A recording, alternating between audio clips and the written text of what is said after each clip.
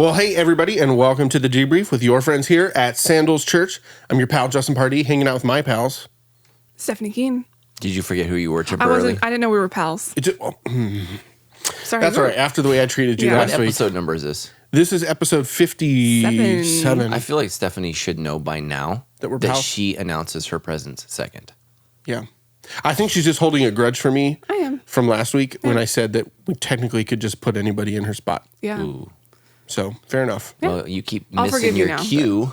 Yeah, exactly. Well, it changes every time, so I never know. If you've said my name before. She's proven the point. Yeah, okay. Yeah. Okay, I'm P&B praying for these two. Yes, we got Pastor Matt here in the corner, so we're going to get into it in just a second. On the debrief here, we bring... real answers to tough questions from the Bible. Exactly. Good Good job. save. Good job. I'm here to help you, even though you clearly want to throw me under the bus. Well done. Well done. Yeah, before we get into that, we're going to debrief some sermons. We actually had Claude Hickman preaching the third week of our Relationship Toolkit, one of the weeks of our Relationship Toolkit series that we followed up. But we're also going through different types of relationship challenges. So today, in addition to some debriefing from the sermon, in addition to some off-topic question, we are also talking about parenting. That is right. Because it's hard. So we got a lot of good questions coming from all of there. We have so many good questions. People flooded us with questions this week, and it's been so great. I think there was even profanity-laced questions. Yeah, well, it's got a letter. It's just got the letter. It was a censored version of profanity, but as far as profanity goes, it's definitely the letter of letters. So we're excited to get to that question. Next week up, though, we're going to be talking about... friendships. That's right, because those are hard. Friendships are hard. So if you have questions about navigating friendships in any form, we would love to hear your questions on that. We've also got an episode coming up on coworkers as well. So we would love to hear your questions on friendships, on coworkers, on any relationship in general. We would love to get those on the show for the next couple weeks. I would love to hear some advice about dealing with coworkers. That'd be great. Yeah. If you want to send some advice for us here on the show, we'll take that as well. All right, let's jump into it. The question time. It's question time. We should get a little theme song. It's question time. It's question time. Da da da da da. Yeah, question time. Your kids are way too little, and it's invading every aspect of your brain. You could just do that every time, though. I remember when I had kids your age, I was like hanging out with a bunch of buddies, and we were hanging out having a beer, and I go, "Hey guys, I have to go potty," and they all looked at me, and I'm all, "Oh." Like, you can't be out with a beer with your bros and go potty. And use the word potty. Yeah. When somebody comes back from one of the guys comes back to sit down at the table, did you wipe and flush? I hope so. Yeah, and your buddy just turns around. Well, we got some off-topic questions before we get into debriefing it. This first one comes in from Anonymous. Whoa, those are dangerous. Yep. They are. So this question says, it really bothers me when someone says when someone dies, heaven gave another angel, or my angel baby when someone has a miscarriage. It's my understanding that angels are all already created and very powerful, great, and overwhelming beings. What are your thoughts when you see people say things like that? Yeah, well, okay, so here's the challenge is everybody experiences death. Not everybody is a Christian. Okay, so we have two huge categories here of everybody experiences death and has to process it in a way that makes sense to them, because the reality is death is a final event. It is tragic forever, and people experience loss. And so what they do is they try to cope with whatever understanding, be it specific, Buddhist, Muslim, Christian, or kind of vague in general, which is where most people fall into. And so I would just say you need to stop being frustrated. That's a you problem. That's not a them problem. And just embrace people where they are, because although death is a terribly, terribly negative and terrible thing, it is a positive thing in that it allows us to talk about what we believe and why we have hope. And the Bible is very, very clear that we need to always be ready to tell those about the hope that we have. And so here's the beauty of Christianity. Christianity, like no other religion, speaks to the issue of death. So Buddhism doesn't really speak to the issue of death.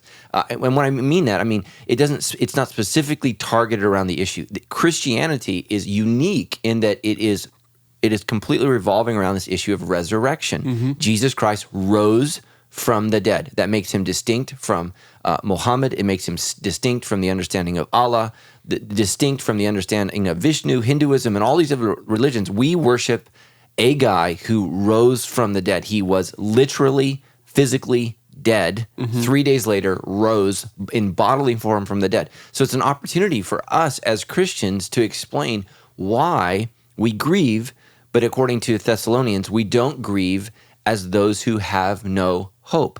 So you have to give grace to people. And so here's the reality is we live in kind of a hallmark version of Christianity. So people know very, very little about the Bible. And this is so epidemic in our culture. Think about this. Hospitals now are federally mandated to hire chaplains.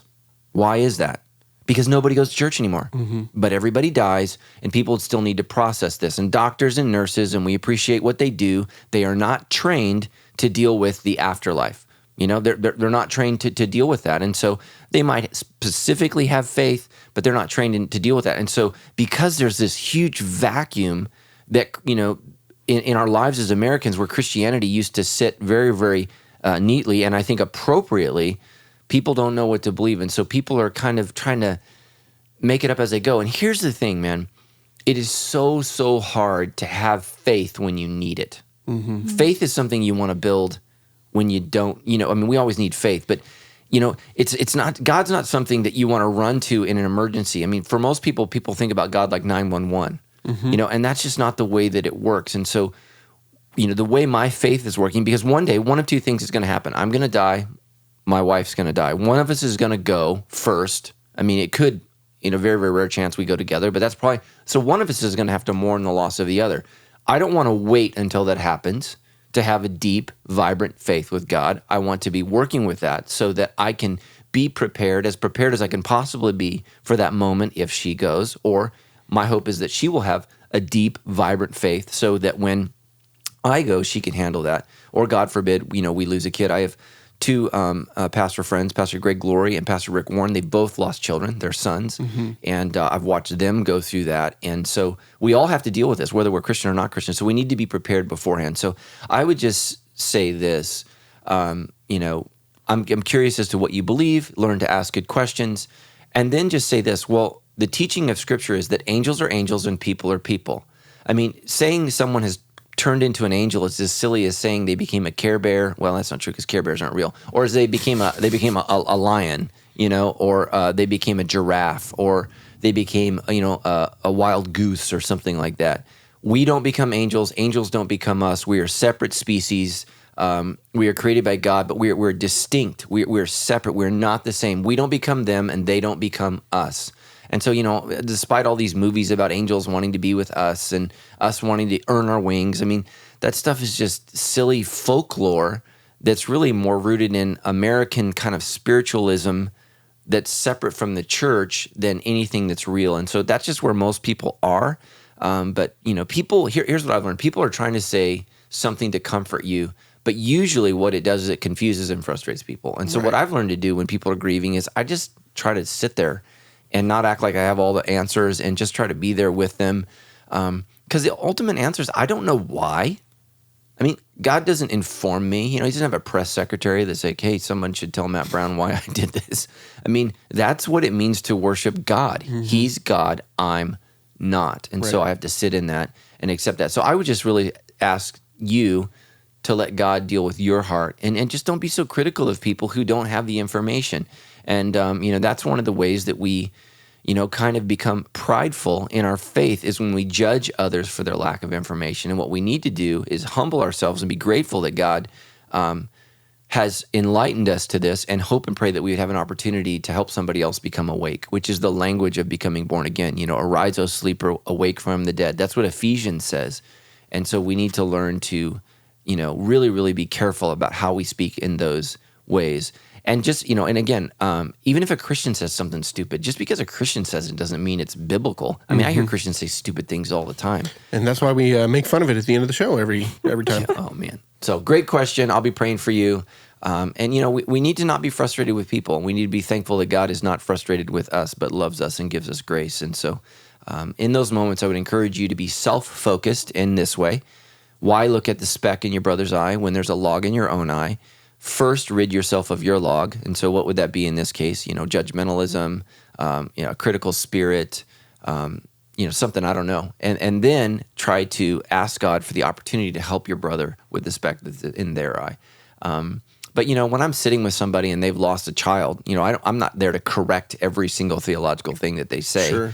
I'm there to love them and hopefully get them to a place where they're ready to consider Jesus. And that's my hope is I don't try to come in with a heavy sales pitch in those moments. I think it's not appropriate unless they ask.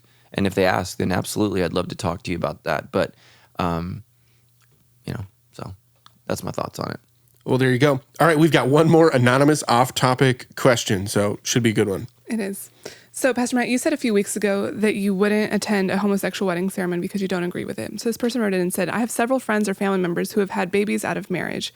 Would you say the same for attending a baby shower? Or what about a marriage where one person is Christian and the other is not? Yeah, so I don't think that I would equate those two together at all. Every baby is a celebration. Mm-hmm. Every baby. I mean, I would go to a birthday party for a gay couple who had, that was celebrating their child. I think that that's a great thing. It's a beautiful thing. There's nothing wrong with me celebrating the life and blessing of a child. I think that's a great thing. A wedding ceremony, however, in my understanding, it is a religious event. It is a worship service. That is how I understand it. Birthday parties are not worship services, or what was it specifically? Baby shower. So the baby hasn't been born yet, but the anticipation of the baby being born. I think that's a cultural thing that we do, and it's cute and it's fun, and I don't think there's anything wrong with that. So I don't equate those two in any way, shape, or form. I think those are two different things, and we need to be really, really careful that we take my opinion on gay marriages, which, there's going to be people at Sandals Church that have different opinions, and that's fine. They're entitled to be wrong. So, no, I'm kidding. They're entitled to do that. We're not a cult. You get to pray and be led by the Holy Spirit, what God's called you to do. And so for me, that's something that I believe in. And I agree that what was the second part of the question with? Or a marriage where one person is Christian and the other is not. Yeah, I think that's a huge problem. And I think she is right on. I'm saying it's anonymous, unless her name is Annie Moss. Thank you. I thought that was funny too. Elena Kunkel, ladies and gentlemen. Laughter in the background. Laughter in the background. Bam. So, I think that's a huge issue. And as more Christians should have a problem with that. And again, you are validating that marriage. And if you have a Christian who is marrying a non-Christian, that's a challenge and it's a problem. And it's actually it's spoken against in the Bible. You should not be unequally yoked. What can a person who is united with God have with someone who is not united? I mean, you're asking God to enter a union that he is being rejected from on one part. And so we need to be very, very careful. And just so you know, this is a huge issue in the Old Testament. The Hebrew Bible, it's the issue of intermarriage, so marrying outside of the religion of Judaism. And it is extremely frowned upon, and it is looked upon it is looked as an egregious sin. And so one of the greatest persons in the Old Testament is a guy by the name of Solomon. And Solomon married foreign wives, women of other faiths. And so ultimately, if you look at his life, it's what destroyed him and brought him down. And so he is constantly used as an example of, you shouldn't do that. So women didn't have as many rights back in those days, so they weren't intermarrying, unless their dad made them do that. But men would look outside of the Jewish faith and look to another faith, and that was considered something that we should not do. And so as Christians, you need to trust God. God knows what's best, and so I would say only date Christians. Now, if you're married to a non-Christian, you've made a union. The same guy who says don't marry non-Christians says stay with the person as the Apostle Paul. Same guy. The Apostle Paul wrote half the New Testament. He says stay in your marriage and continue to pray, and the Holy Spirit will sanctify the union based upon your prayers and your commitment and your loyalty to him. So if you're married to a non-Christian, trust God in that process. If you're dating, do not sin and date a non-Christian. Don't do it. And so, again, like I've said before, I think that there are heterosexual marriages that I would not attend. If I don't agree, I can't attend. And that makes things very, very difficult for family members, because oftentimes we are obligated as family members, or we feel obligated to participate. And that's something that you have to prayerfully consider and ask if God is, calling you to not participate. So great question, Annie Moss. Appreciate you. Okay, we got a follow-up question from your sermon 2 weeks ago on anger with the relationship of Cain and Abel. I'm looking at the sermon notes here on the Sandals Church iPhone app. In Genesis chapter 4, 13-14 say this: when Cain is being banished by the Lord, Cain replies, "My punishment is too great for me to bear. You have banished me from the land, and from your presence you have made me a homeless wanderer. Anyone who finds me will kill me." So Stacy, Rebecca, Joshua, Beth, And I think many more people wrote in and basically all asked the same question. When Cain was banished, who was he afraid of that he thought would kill him that was alive at the time? Who else was out there? Yeah, so that's actually a really loaded section of the text. It's really difficult. So let me start off because she didn't ask some great questions that were there in that text. So it's really difficult to understand, is Cain sorrowful or not? The text is really difficult. Was he remorseful? Because the English translation really kind of seems like he's not sorry at all. He's just worried about the form of the punishment. And so it's really hard to tell. So it says that he will receive a mark, some kind of mark on him that will identify him from other people. We don't know what this is. I don't believe it's an ethnic mark or any kind of skin coloring or anything like that. We don't know what it was. It was some kind of signifying mark that let everybody else know, hey, don't mess with him. So her question was, who are these other people? Yeah, we have no idea. Got it. Who else? It's not his other brothers? We have no idea. Okay. Right? If you take the literal approach that Adam and Eve were two people and they were the only two people on earth. And so here's what I would say is, this makes it abundantly clear that the Bible is not telling us about everybody. And so when people say, well, I think you hold an unbiblical position because you don't believe it was literally an Adam and Eve and then, Cain and Abel and then Seth, I think right there in Genesis chapter 4, it tells them that I'm biblical, that my position is correct. We don't know about everyone, and it doesn't tell us about every single person that was created. It is taking a narrative position from two individuals, and it's telling the story of their family and what happened. And I think, again, when we go back to that, Genesis is our story. It's not Adam and Eve's story. It's not history like, well, this is what Adam did, this is what Eve did. It's our story. It's why are we where we are? Why do we die? Why do we feel shame? Why do we feel separate from God? It's our story. And so it's telling us, and again, the name Adam means, Adam, mankind. It's what his name means, Eve, the mother of all, that's what their names mean. And so you have to see the symbolism in there. And so I think Genesis 4 is telling us this is not the whole story. So the point is not to tell us every detail. So like people ask me, this question, well, who are these people? I said, well, what color were Adam and Eve's eyes? Do you know? Yeah, I don't know. But the Bible doesn't tell us.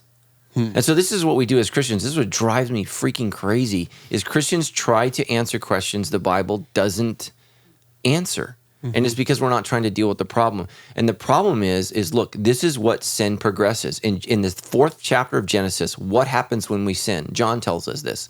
Sin in the end always leads to death. So the first thing that died was their sense of self, their sense of beauty, right? That's the first thing that died. They felt shame and naked, right? So they're covering up. Yeah, so they began to cover up. Their relationship with God died. Their intimacy, what was once comforting, is now terrifying. And now what's died is the actual relationships amongst their brothers. They're killing one. One's killing the other. And so this is, where we have it. And so I think, what Genesis 4 is trying to answer is, where does war come from? Not from God, but from our own inadequacy, our own jealousy, our own envy, and our own anger. And that's why. So, yeah, we don't know. And again, that's why I stress, what was the mark? We don't know. The text doesn't tell us. It could have told us, he painted a white cross on their foreheads. It doesn't say that. It says there was a mark on them that God put for protection to identify them from the rest of the people that seem to be numerous, because he's afraid of no matter which direction he goes, there are going to be people. And it's going to be a terrifying thing, and they will kill him. And why is that? And this is huge for us as individualistic Americans. God's will is not for you to do your own thing for your whole life. You were designed to be in relationship with God and relationship with community. What does Cain lose? Both. He loses relationship with God. He is outside. He is east of Eden. He's outside of God's will. And he is outside the protective governance of God's people. Adam, Eve, and eventually Seth, right? The line of God, the line of the faithful people. And so and the reason we need to understand this is when we read Genesis, Exodus, Leviticus, Numbers, Deuteronomy, the first 5 books of the Bible, it's called the Pentateuch, we need to realize that we are to interpret everything. We're to interpret Genesis based upon those 5 books. So what happens to the non-believer in the other books? They're banished. They're kicked out. Of the land, like in the promised land? They're kicked out of the presence of the people. They're to be banished. And so we see that. They're to have nothing to do with them. So there's Got it. isolation is a form of cutting off, from the community, and it's a symbol of you've been cut off from God. It's also interesting here, though, that Cain goes and establishes the first city, which we also see in the first 5 books. They're called a city of refuge. Mm-hmm. And so when, you may have killed somebody or you just stumbled across a dead body, to prevent kind of vigilantism and somebody striking back and killing you, you can run to this city of refuge until the elders are able to look at the facts and decide, what was the truth or not truth. And so it's interesting all the way, back in Genesis 4, we see that this understanding of kind of due process. Mm-hmm. We need to take time. We need to emotionally cool down and then investigate and find out what happens. And so Cain really, in my opinion, is the first city of refuge. And that's what he creates, a city. He has to build a protective wall. Why? Because war has now been invented. Mm-hmm. And things are very, very dangerous now because now we know that we can, in fact, kill each other. Right. So, well, hey, as you've been talking about how to understand Genesis, we've been recommending that book by Dr. Sailhammer. That book's called Genesis Unbound or Uncovered, something like that. Anyways, Spencer wrote in on our Facebook page. That book is now back in print, and on Amazon it's only $17. So if you've been wanting to buy that book, but you've been turned off when Pastor Matt says it's like $250, good news, you can buy a copy for only $17. I know somebody texted me and said, "Oh, I bought it on Kindle for $6." Oh, even better. Oh, nice. I was like, Then you're not ruining paper, which is... I don't think books are ruining paper. I think that's an overstatement. You know what? That was a very wise, educated statement that you just made there. Thank you. Wow. That was nice. It's just genuine. All right, you ready to talk about how but it hard was also parenting is? nice. Just came from where my heart is, guys. You want to talk about how hard parenting is? Yes. Let's do it. This is what's great is we get to talk about how hard parenting is with other people's kids. So here we go. This one is from Melissa and Ernie.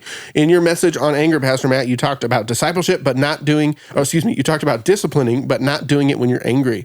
She says, my husband and I both have such a hard time with this because our kids are 4 and 2. It's kind of hard to compose ourselves and walk away from melting down toddlers. How can we get our point across in the moment without being angry or upset? Yeah. So, okay. What I was preaching on was the ideal, and then there's a thing called reality, and every parent is going to be angry. My point was, don't abuse your kids. That's what I'm saying is. Now, I do believe that a toddler melting down should be dealt with. I can't stand parents who walk away and pretend it's not happening, and we all have to sit there and deal with your moron kid. Deal with your kid. Handle your kid. I watch parents, the 2-year-old is smacking the parent in the face and punching them in the face, and I'm just like, that is not good parenting. I don't know what that is. And Americans, we're getting worse and worse at parenting. If you're a millennial, what age group are millennials? 18 to what?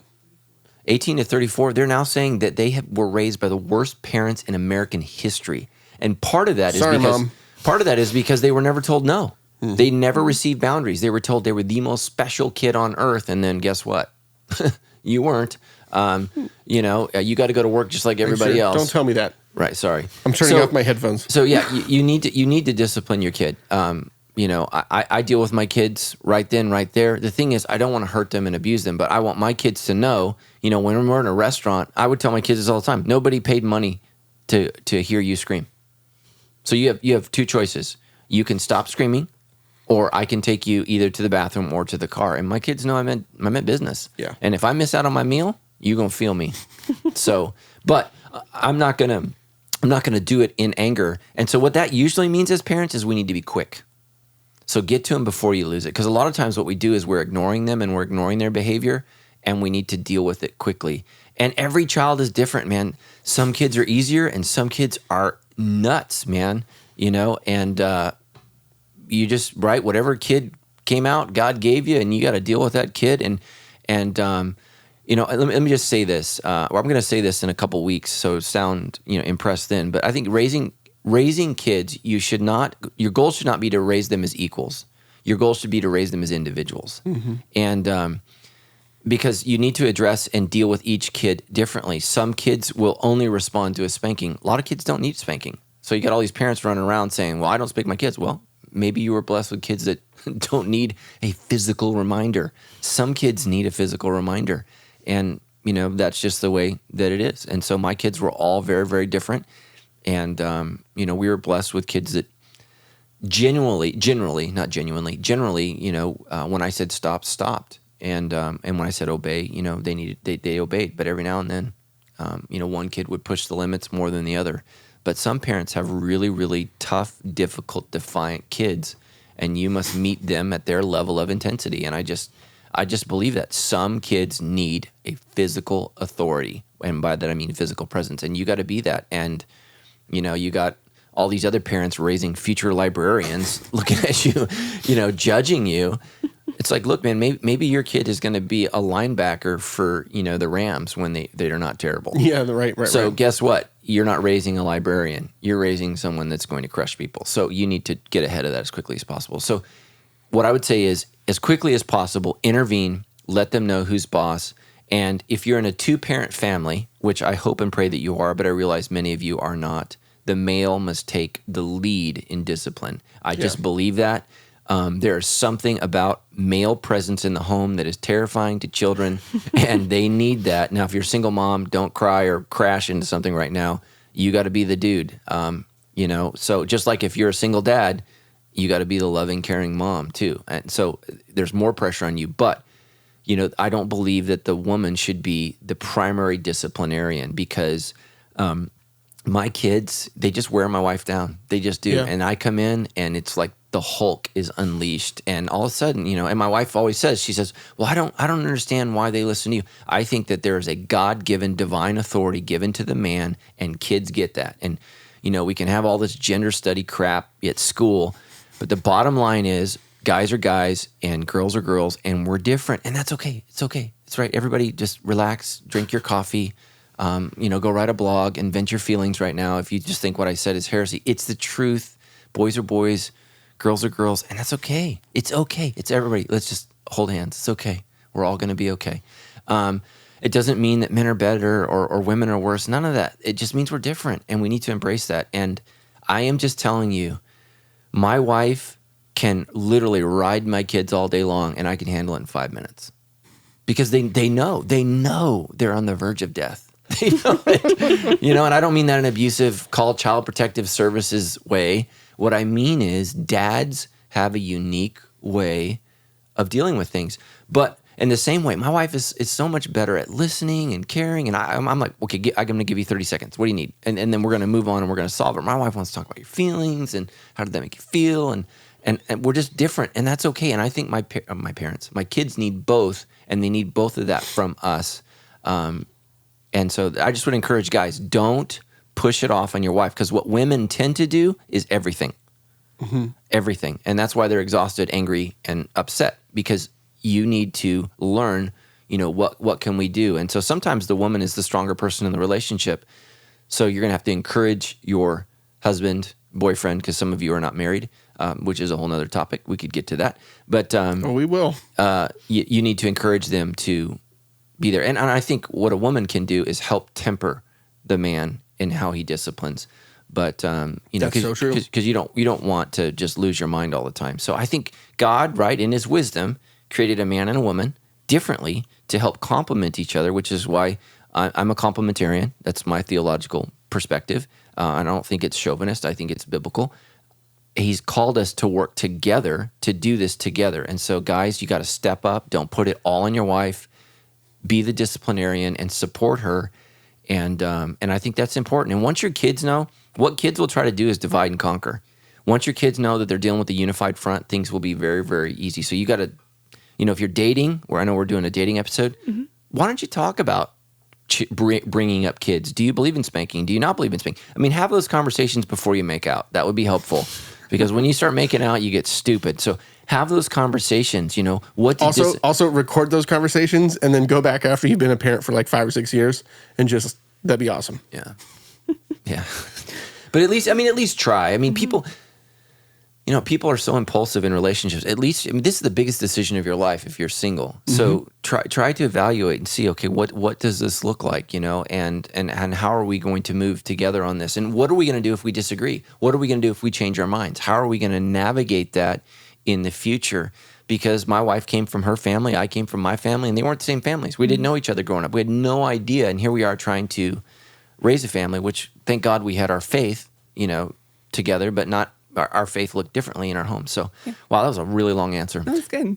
And this next question from Lisa actually is like in that exact same vein. So Lisa wrote in and said, parenting is effing hard. Amen, sister. She says, how do you figure out the best approach and then get on the same page as your spouse?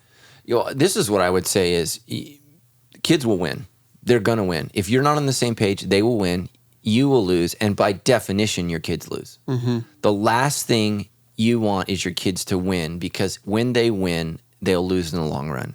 And this is what's wrong with our society. We're raising kids that have never lost, have never been told no. They don't understand discipline. I want an Oompa Loompa. I'm thinking of Veruca Salt. Sorry. Yeah, I love that movie. Mm-hmm. Good example. So and that's the problem is that personality is not dealt with. And your job as a parent is twofold. One, to love your kid and let them know that God loves them and created them with a purpose. And the next is to let them know they're not the center of the universe. God is. Mm-hmm.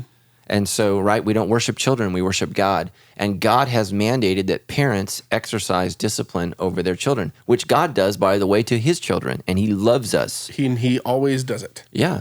So what I would say is you got to say, hopefully both mom and dad, even if you're divorced, separated, whatever, hopefully you both love the kids. So if you both love the kids and you can get over your egos and your own issues and your own insecurities, you can say, what's best for the kids? What's best for the kids is for us to be unified.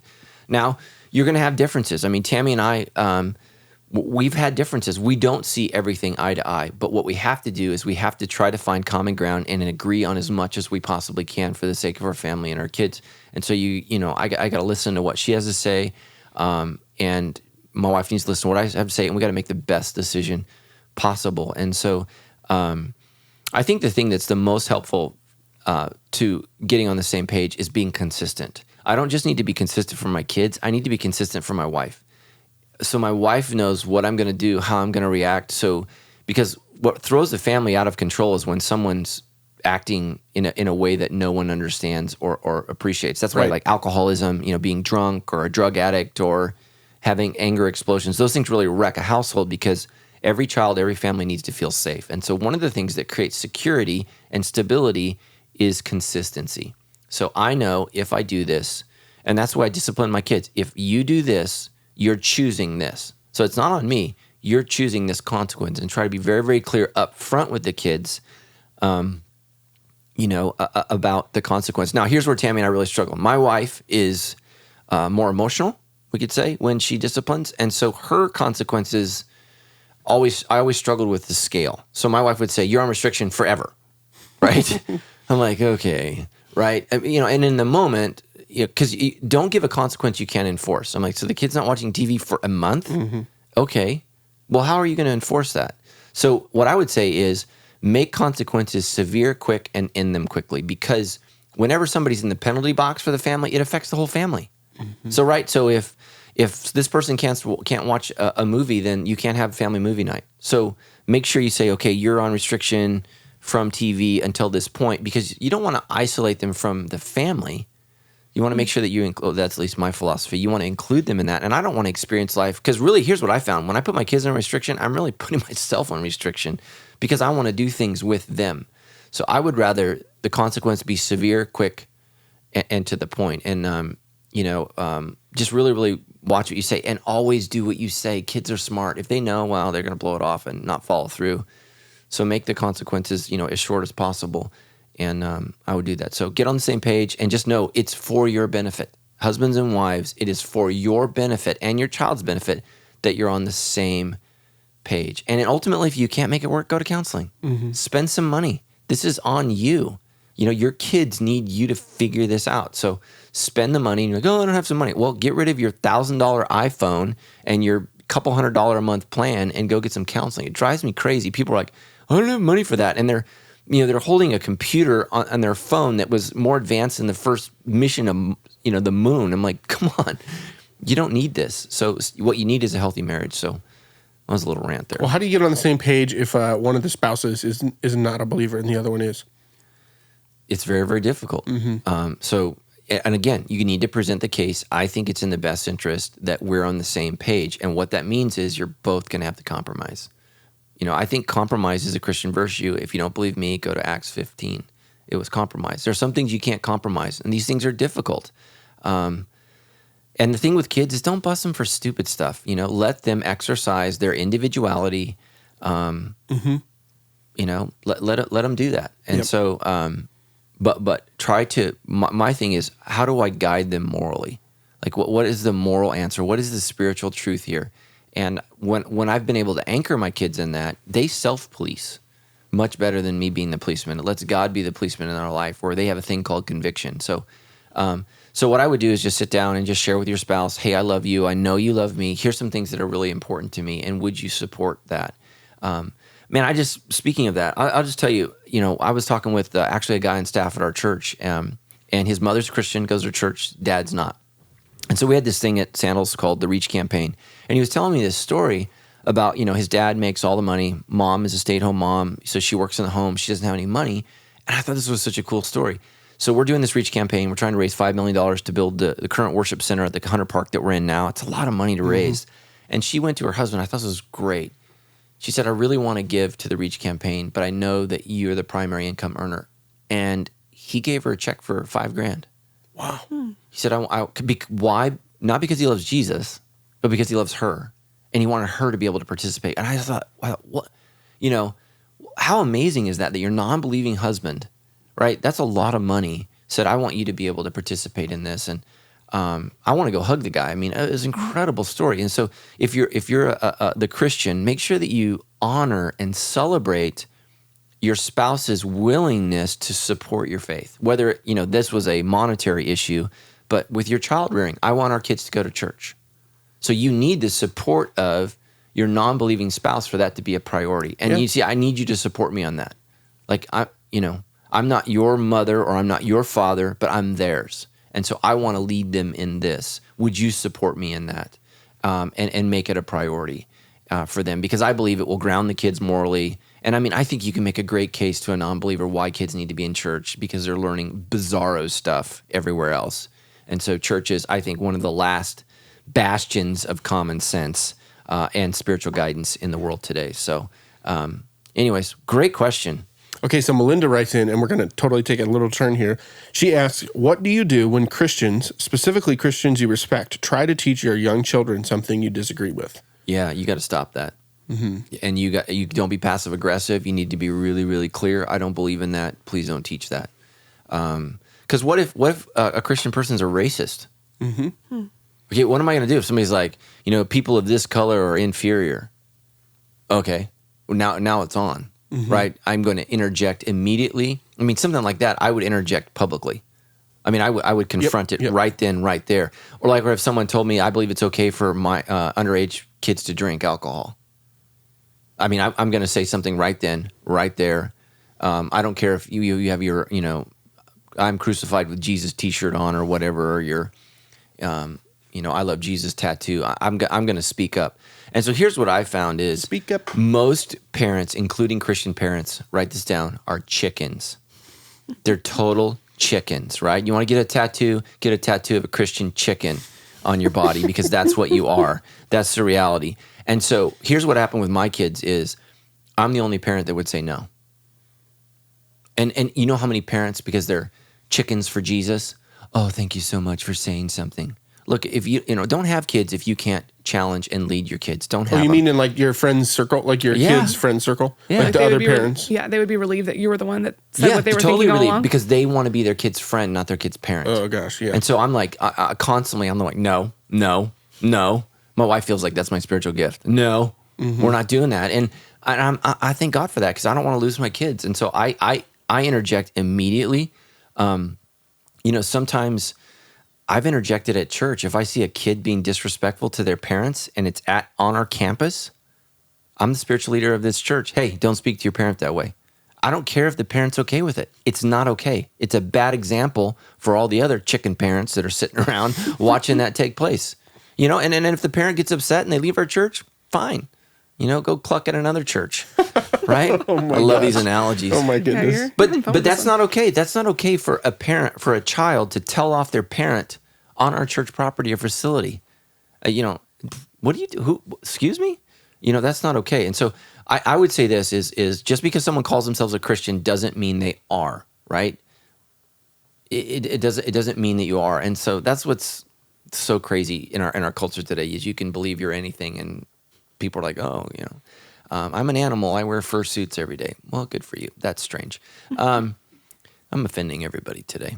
You're doing a pretty good job, though. So yes, you need to immediately. And so here's the thing: is as the authority, what I would do is I would pull the person aside and say, "Hey, I was really uncomfortable with what you shared with my kid." And so, like for example, let's say an issue where maybe somebody's more strict than me on an issue of a movie. Okay, yeah. So I always ask the other parent, are you okay if we see this movie? Because who's the spiritual authority of that house? Them. And I need to submit as the lead pastor of this church to them and their authority. I'm not going to show a movie in my home if they're uncomfortable with it. Okay? And in the same way, I want another parent to do the same thing for me and have the same respect for me. And so, and that's just the way that it is, So I don't just, expect it from others. I actually submit to it for myself, for them. So I would pull them aside and say, hey, I was really uncomfortable with that. Because you don't want to embarrass them and cause a scene unless it's something just egregious and stupid. Mm-hmm. Like I said, like the racism comment or something that. I mean, it's like, okay, we're leaving. You're an idiot. Goodbye. And let your kid know that was not okay. And some adults are idiots. Okay? We still need to be respectful to them. We still need to be loving to them. But some adults are morons, and you just have to deal with that. And just because you love Jesus doesn't mean you're smart. So, or that you have wisdom. And so you need to speak into that. And here's what I find. Most Christians don't read the Bible. They don't know anything. And I'm like, where did you get that? And they got it from Oprah. I'm like, what? Okay, Oprah's nice, but not a follower of Jesus. Mm-hmm. I mean, she's a self-proclaimed person that's made up her own religion. Well, that's great. I didn't make up my own. There's a guy who died for me on the cross. His name is Jesus. That's who I'm following. So, and just so you know, you're going to have people like this at Sandals. They come to Sandals, they're in your small group, and they're knuckleheads. And so confront them privately, and if that doesn't work, get away from them. And you're like, oh, but they go to Sandals, and they don't make things awkward. Sometimes awkward's good. Right? No? I was letting the pause be awkward. Thought it wasn't awkward. It was actually made me inquisitive. Yeah. We were all like waiting to see what was going to happen. Well, here's what's going to happen. I'm going to ask a tough question. And then Pastor Matt's going to give us a good answer. Okay, this one comes from Aaron. How do I handle being a step parent and trying to discipline my stepchild? I don't want to overstep my boundaries and be too strict, but at the same time, I don't want to be too lenient. Yeah. So, if you're considering becoming a step parent, I would go to the library and read books. I think parenting is the most difficult thing to do. I think being a step parent is even more challenging. Mm-hmm. It's just, I can't imagine having to raise kids in my home with an outsider having input, specific legal, real input. And that's what happens when you're a step parent is you have kids in your home and you're not the final say on everything. And so that makes things very, very difficult. And you throw in there anger over divorce, separation, immaturity, stupidity, all things that adults struggle with. And then all the other the children's own traumatic experiences and relationships too. Mm-hmm. Yeah, challenging. So I just I hope that Tammy and I are able to be married to a ripe old age, and that I never had to be remarried or even have that as an option. But let's say something did happen to Tammy, I would be extraordinarily hesitant to become a stepdad because I think that those are real challenges that I don't know that I can navigate. Now, having said that, some of you guys have made those choices. You've fallen in love and you have blended families. Some people have great blended families and you're blessed and you just need to hug God today because that is awesome. And some of you have extraordinary challenges. And so here's what you have to do is again, it goes back to your partner who's the biological parent of the kid. You have to say, here's what I'm comfortable with. Where are you on that? But you also have to have the support of the parent that's not in the picture because you can't do things without their support. And so, and again, it takes conversations about how do we do this together, and it's a really, really difficult thing. But in the end, if you guys aren't in agreement, the kid loses. And so you got to get past your own emotions, your own immaturity. And, I've been a pastor at Sandals Church for 20 years. I've watched couples get divorced and hate each other for 20 years. I've seen it.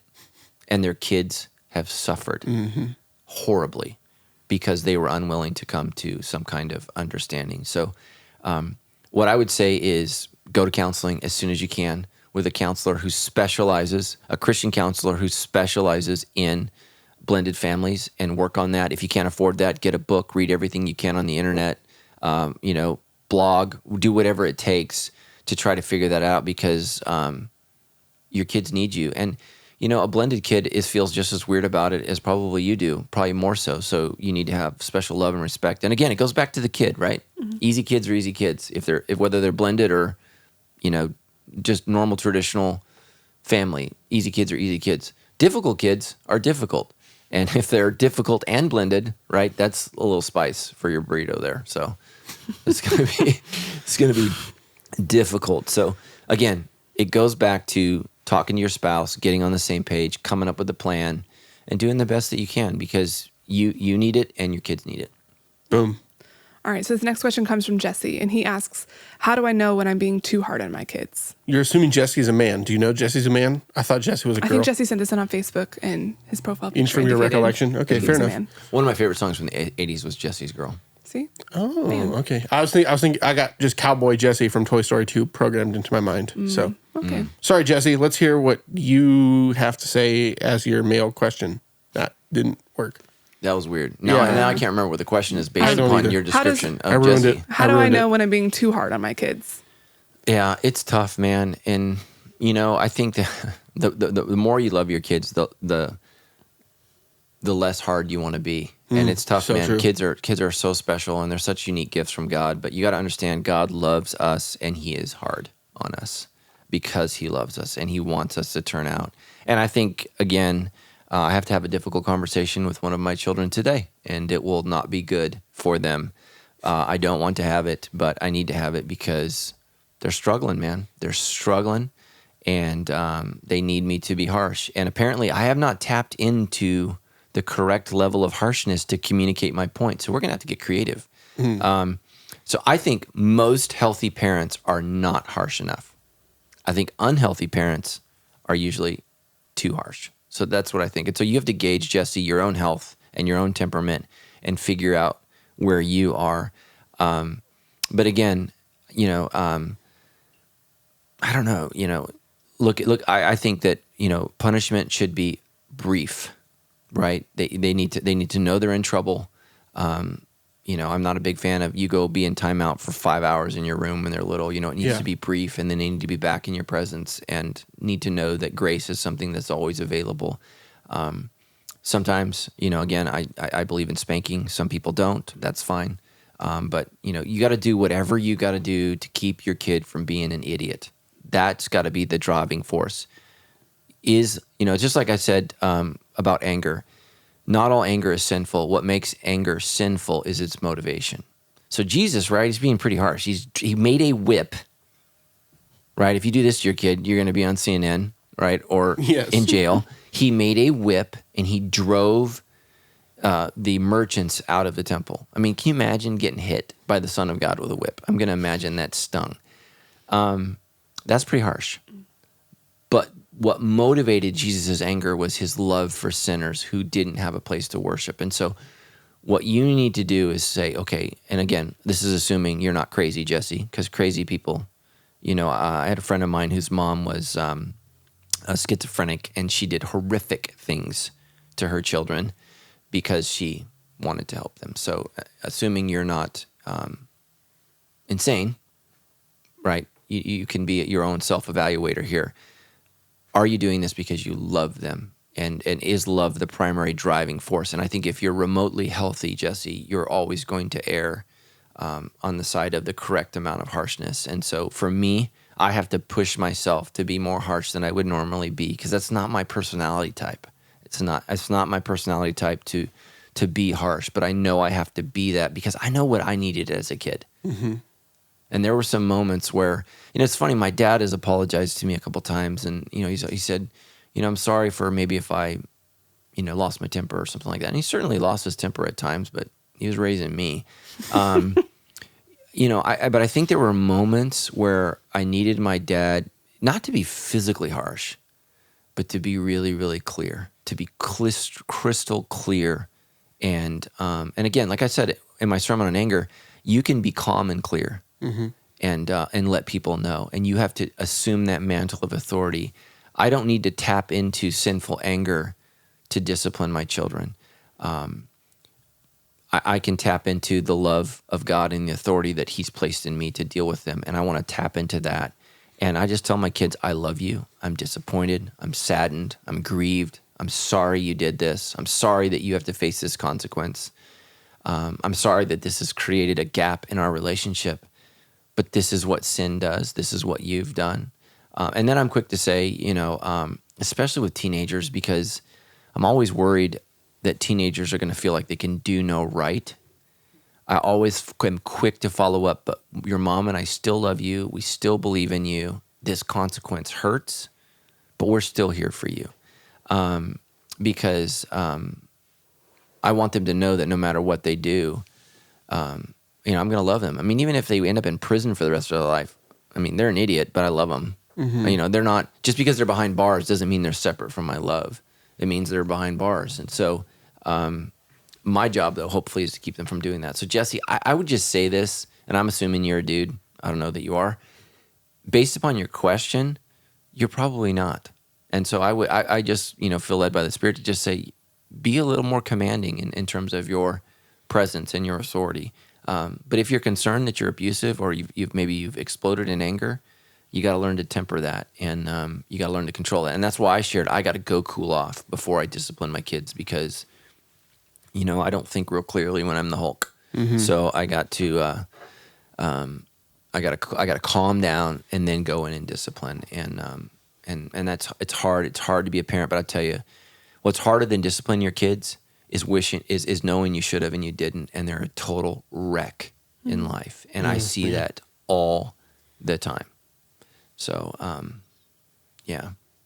Pastor Matt, I don't know what you think about this. One of the big lessons I feel like I've had to learn on this specific topic over about the last 9 or so months is that a lot of the times when I'm really upset with my children, really comes down to like them inconveniencing me or cramping or something like that, which is not an issue. I have to figure out how to be real with myself when you're talking about motivations. Is this about me or is it about them? And if it's something that they're doing, then that's a place where it's easier for me to step in. But I know that I've overstepped my bounds if it just came down to the fact that they were cramping my style or whatever. I would say that's probably my number one sin in parenting, is not creating emotional, physical, and spiritual capacity for my kids. So I come home wiped out and I don't have any capacity. And I would include Tammy in that. That's the number one sin of my life, is that I need to create a category in my life where I have capacity for emotional, spiritual, and physical support of my wife and kids. Because you pour out all day long, you're stressful. Many of us commute. We have all kinds of things to do. We go to bed thinking about work. We get up thinking about work, and we need to, when's the last time you went to bed just thinking about your kids, or you woke up thinking about your kids? I'll just confess, Stephanie actually got to be a part of this conversation this morning, but I had a conversation with my 20-year-old where I really felt like I wasn't available. And I don't know what Stephanie would say about it, because she was an uncomfortable, awkward witness to the conversation. But I was in a conversation with my 20-year-old this morning, and I'd been out of town for a week, and I just came back. And so I just shot her a text, and I just said, hey, I'm sorry for my mood this morning. I don't feel like I gave you the appropriate amount of time and that you needed and that I care to give. Is there any way that we can connect later tonight when I'm rested and more focused on you? I'm really sorry. I really care about you. Because my energy was low. I was already frustrated about what she wanted to talk about. And so I didn't feel like I had capacity in that. Stephanie and I were talking about things that I needed to do today that I wasn't aware that I had to do today. So I was already in work mode. And one of the things I've learned about my personality type, and I'm a 3, and those of you who are at Sandals Church, we're going to be having those self-assessment tests. 3s really struggle creating pauses in their life for relational connection. And so what I think you're a 3 too, that's why you're nodding your head. So what I do is when I think about work, when I'm in work mode, any disturbance is an irritant. Anything. Yeah, or I'm in vacation mode. Stephanie sent me a text on vacation mode. Did you feel like I was irritated in my response? No, I was irritated. You were? Oh, okay. Yeah, Well, sorry. Because I was in vacation mode. That's the box that I was in. And she was asking me a question about work. And I think you even worded it like, Hey, I'm really sorry. I have to ask you this, but yeah. So that's just my personality. So I have to create capacity. And just so you know this, kids are a disturbance to your life. You know? I mean, this is what every, young girl says. Oh, I just want to have a baby to love.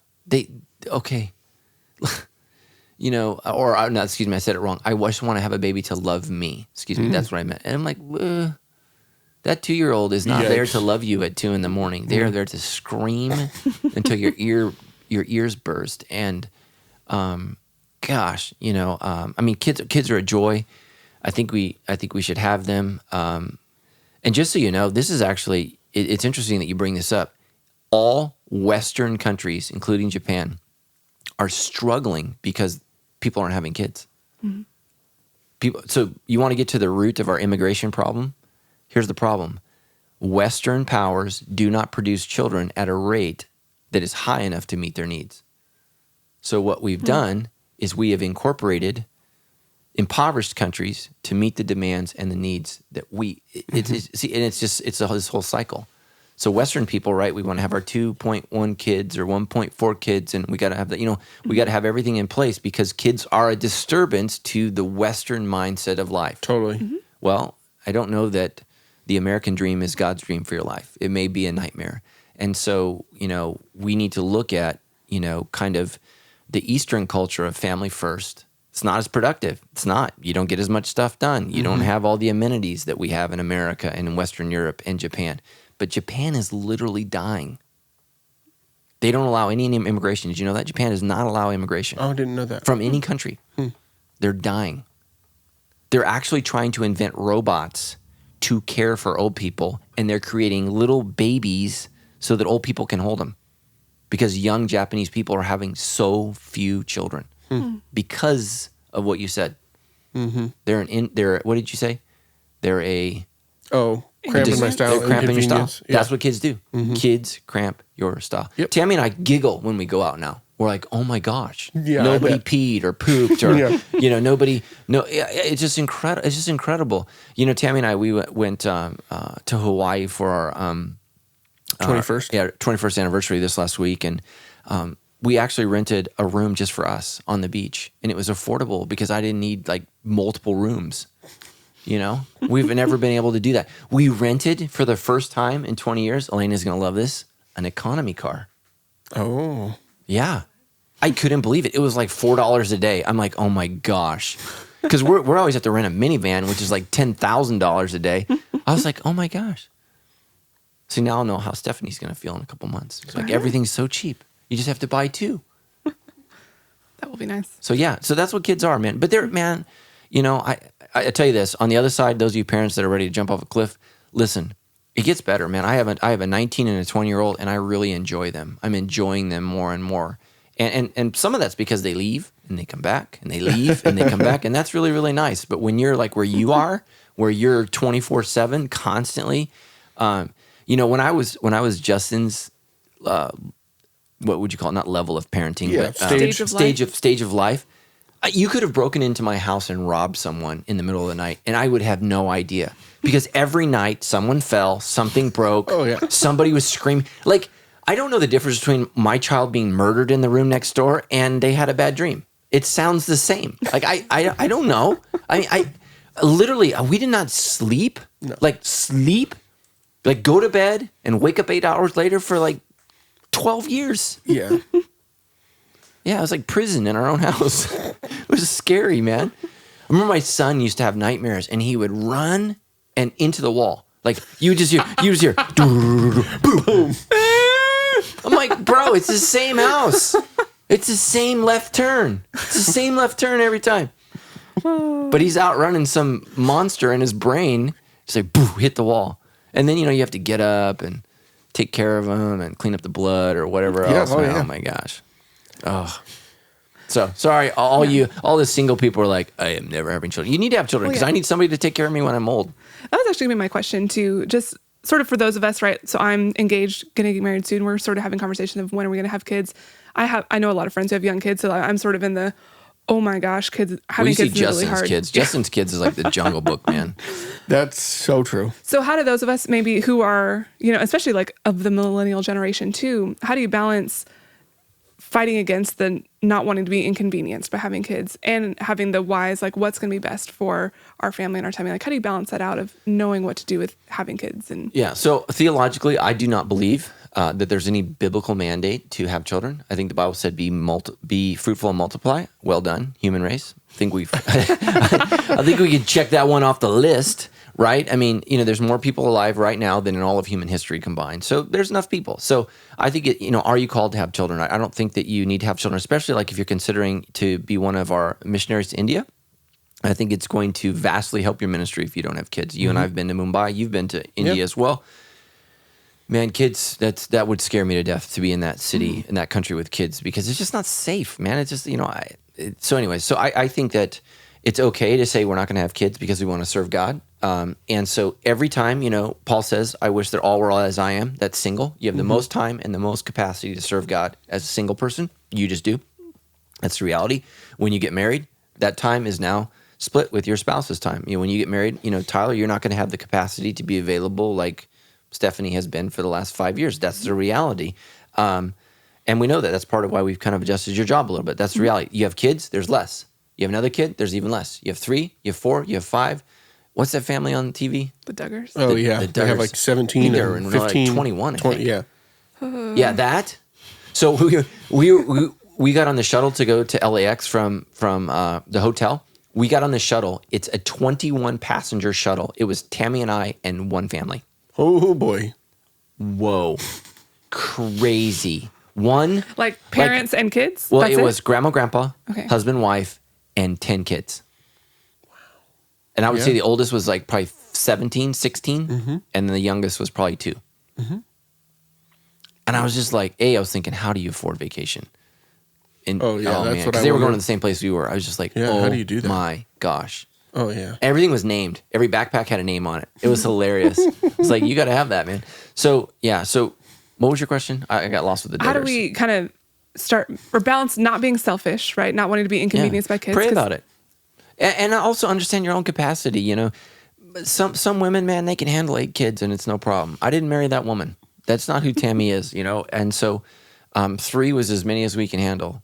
Justin's talking about 5 because he wants Agabus or whatever it is. That's just them, And just know it's going to be a different lifestyle. If you're going to have that many kids, you're probably not going to Hawaii.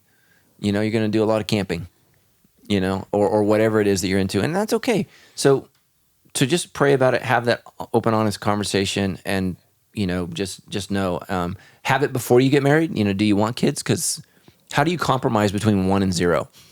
Like, I want 1 kid, I want no kids. Like, that's a great conversation to have before you get married. So I would just say, for you guys, I hope you get a little bit of time to enjoy each other. But, we had Madison before the end of our first year married. So that's why we were kind of working. But the advantage of that is we were enjoying, not kids, and we're pretty young. So like when that was how we made our decision about 4th or a 5th, potential 5th. We just was like, looking down the road, figuring out where we wanted to be at a certain point of life. I do think it's easier to raise kids when you're younger because because you can just do more. There's a reality. I'm 45, or I like to say halfway to 90. Yeah, and it's just it's different. It just is. It's just totally different. Mm-hmm. And so, I'm glad that we had him young. Well, yeah, my first kid, that would keep us up all in the middle of the night. I was still in my 20s. And now my second one, I'm in my mid-30s. And I'm like, this is way different. Even it's not that long. Yeah. But, oh boy. And every kid's different, man. Mm-hmm. Okay, we have one last question from Kimberly before we call this one a show. She says, I have a 14-year-old son who's a good kid but struggling with bad choices and friends. The last few weeks, he's been in some trouble due to his bad choices. He's been very angry and not wanting to go to church. We've never had this be an issue before, but my rule is we all go to church every Sunday. Will forcing him to go just make it worse? No, man. There's some things that you got to force your kids to do, and one of those things to me is church. And here's the reality: is he's sinned, he's unrepentant, and that's the big issue. As a parent, that's what I would say to him. To say is, look, there's what you did, and then there's how you feel about what you did. We all make mistakes. We all make bad choices. The thing that bothers me the most is your unrepentant heart. Because what he's doing is he's punishing his mom. So he screwed up. He's been an idiot. He got busted. He's got a loving mom who's investing in him, and now he's going to punish her because of him. And so I don't know if a dad's in the picture, but I think you need to have dad involved. Even if dad's maybe not out, and just say, hey, can you throw me a bone and help enforce this? This is something that I want to do. And again, this is why you need to go to church, so that you can make good choices, make better friends, and have a better life. And just know, the life of sin, the life of doing what you want to do, is a life that leads to east of Eden, Genesis 4. It's not where you want to be. It is dangerous, and things just happen. And so I would absolutely make him come. But encourage him. So, thank you for coming today. Thank you for not being a jerk today. Thank you for listening. Thank you for taking notes. Try to find ways to, be positive about him and bring him back into good graces. But the bottom line is, here's what you have to teach your kids, that you're going to win. That's what I tell my kids all the time. I'm like, you can struggle all day long. I am going to win. I'm an Iron Man. I can endure the pain. And I can, man. I'm telling you, I can hurt longer than you can. That's what I tell them. So do what you got to do. And that's my job as a parent. And I'm so grateful, I was such a tough kid to my parents. And, my parents weren't perfect, but they were good parents and they were loving parents. But the one thing that I take away from my childhood is when my parents said something was going to happen, man, it happened. Mm-hmm. Like, I remember I got a D in high school in computers, which, I'm not good at computers. She's laughing. You're good at so many things. Dude, I got a D in computers. It was on my final. It didn't work. The program, whatever, all the nerdy kids were like, and so I got a D. My mom told me, if you get a D, you're going to go to work with me every day for the summer. Oh, boy. Every freaking day. And you did? Yeah, what was I going to do? Wow. So that's it. Here's the other thing, parents, you have way more power than you. Parents are always like, what am I going to do? I'm like, you got all the money. You got what does your kid have? Mm-hmm. Nothing. Nothing. What? I could take away every single thing from my kids. What are they going to do? Mm-hmm. Go live with their friends. That'll be fun for a week. Yeah, have fun. Until you tick them off because you're an idiot. And then what are you going to do? Right? I mean, here's the thing is, crack your kids early and often so that when they're older, they know. Yeah. Like my 20-year-old said this the other day. She's like, I'm still afraid of you, Dad. I'm like, I did my job. My 20-year-old is afraid of disappointing me or having to deal with me. And I think that's good because she still respects me. But I was intense early and often. And I get these parents, well, I don't know, my kid's 20 years old. I'm like, well, who pays their car payment? Who pays their phone payment? Who pays their food bill? Who does this? What do you mean you don't know what you're going to do? Cut the funds. And so I tell my kids all the time, this is what I say, I don't finance sin. I don't. You want to go sin? Enjoy. Go. Bye. And just so you know, not only that, but your inheritance, gone. Yeah. Gone. I'm not giving it to you. I'm not. So, it's your life? Okay. Mm-hmm. But because it looks like it's my life a little bit because it's my money that's funding your life. Right. It's like tattoos. My kids want to get a tattoo. I was like, well, when you get a tattoo, that means you have extra money. So you can do that, right? And again, I'm not against tattoos. I just think when you're young, they're permanent. You should think about it. Go color your hair. That's what I say. Go color your hair. Oh my goodness. If you're 30 and you want to get tatted up, great. But dude, do you know what I would have on my body? I literally was sitting in a chair when I was in the military. I was sitting in the chair and I was going to get a skull on my arm, vomiting corpses, and it was going to say, wish you had. And it was going to say something like "Army Forever," because I was in the army, and I don't know, man. My mom said, if you get a tattoo, I won't help you pay for college. And I went back to every day at school with her during the summer. My mom was a teacher. She taught 4th grade. I was in high school in 4th grade for the whole summer of 1988. That's crazy. It was horrible, dude. This is horrible. So I didn't get a tattoo. And I'm so grateful because can you imagine, why does your pastor have a tattoo of a skull vomiting corpses? He loves forever, Revelation. Yeah, exactly. Well, Michelle, we did not answer your question specifically, but I feel like Pastor Matt just did answer it. So hopefully that one helped. Tattoo people, I love you guys. It's just not for me. Thank you my very kids, much. my kids Thank can you. get I it. receive your love. My kids can get it when they're a little older.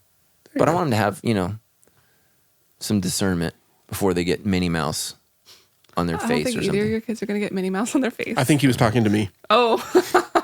Well, no, but for You you, would. for you that makes sense because like I worship Jesus, you worship Minnie Mouse. I just like happiness. Okay. That was a good show, guys. That was a big one, long one, but that's because parenting is hard. And so is answering tough questions about it. You want to learn some Christianese, Pastor Matt?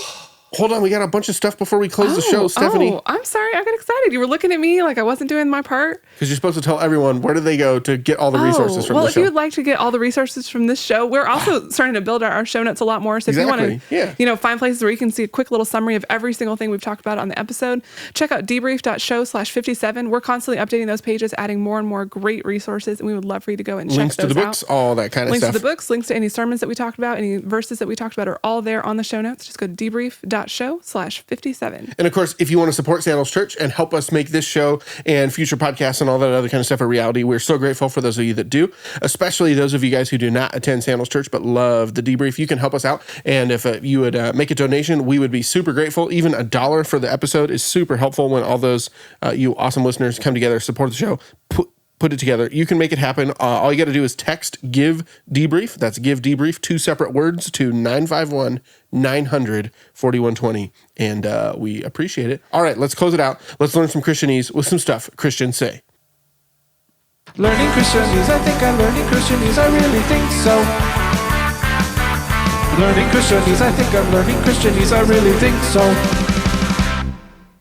Wow. I love that know. song. We have a great new little Learning Christianese video. For those of you who have not yet checked us out on YouTube, you might want to go take a peek over there and I check totally out. forgot we were live. Sorry, guys. I like checked out.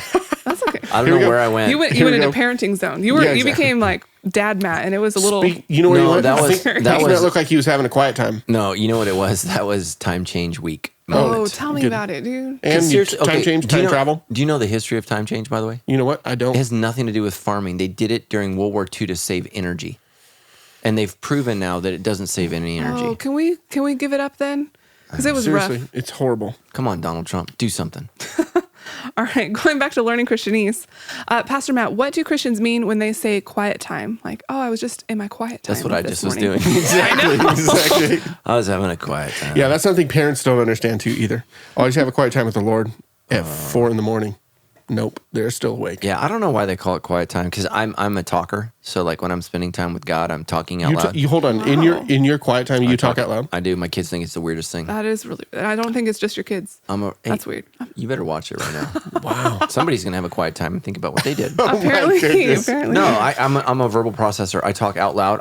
My wife cracks, like I get in the tub on Saturdays before church and I talk and I'm in the tub and I'm running through my message. I've always been that way. I'm a verbal processor. Like when people think in their heads, I think in my mouth. So I'm just like, blah, blah, blah. So yeah, so quiet time means to go get away and be quiet with God. And it comes from Psalms 46:10, be still and know that I am God. So there is a time where we need to sit and be still and acknowledge God's presence. And so that's where the term comes from. It means to be still, to be quiet, to reflect, to think, to meditate. And so I think that's really important in our world today because there's never any quiet. Like we don't know how to handle quiet anymore. And man, real quickly, it wasn't a quiet time, but Tammy and I got a place and Airbnb, Oh, yeah, man, yeah. it's awesome. So we got this place for like $100 a night and it was on the ocean. I mean, it was so close to the ocean I couldn't sleep because the waves were so loud crashing. And I just sat on the porch overlooking the ocean and it was a full moon. And so it was just moonlight and the waves were hitting. And I just sat there and I just said, God, you're just a beautiful God. It's just so amazing. And so I was quiet. There are moments where there's nothing to say. You just sit and absorb God's presence. But for a talker like myself, those moments are few and far between. But yeah, that's what it means. It means time with God. Psalms 46:10. Be still and know that I am God. I have nothing to say. I'm just sitting here Yeah, I absorbing was God's gonna just presence. be quiet.